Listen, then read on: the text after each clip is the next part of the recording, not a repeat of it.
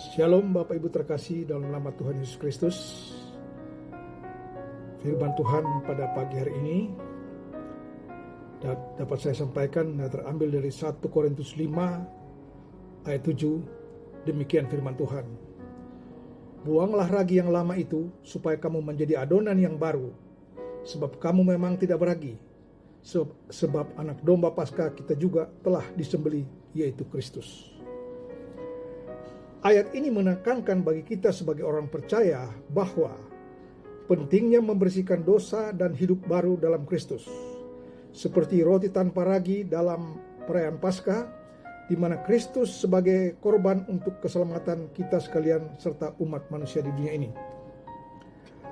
Paulus menulis surat ini untuk mengingatkan kepada jemaat di Korintus, di mana mereka yang sudah mengenal kebenaran tapi ada di antara mereka masih hidup dalam dosa percabulan dan kesombongan.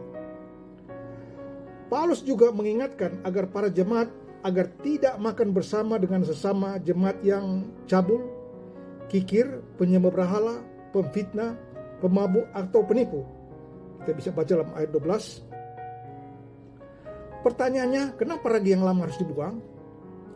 Karena pesta akan muncul ketika ragi lama telah dibuang, yaitu roti yang tidak beragi, yang merupakan kehidupan murni dan benar.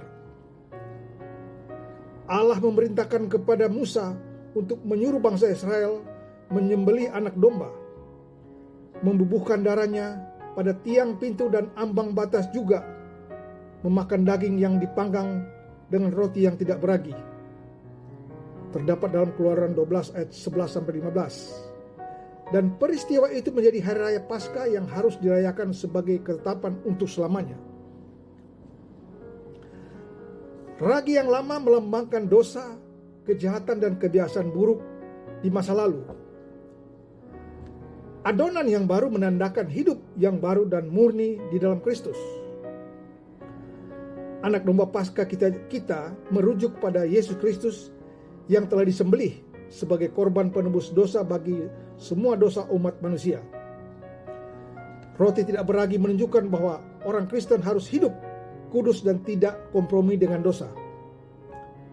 Seperti roti Paskah yang tidak beragi, ayat ini mendorong kita sekalian sebagai anak Tuhan agar menjauhi dosa dan kejahatan, serta hidup dalam kebenaran, karena Kristus telah membayar dosa kita melalui kematiannya di atas kayu salib.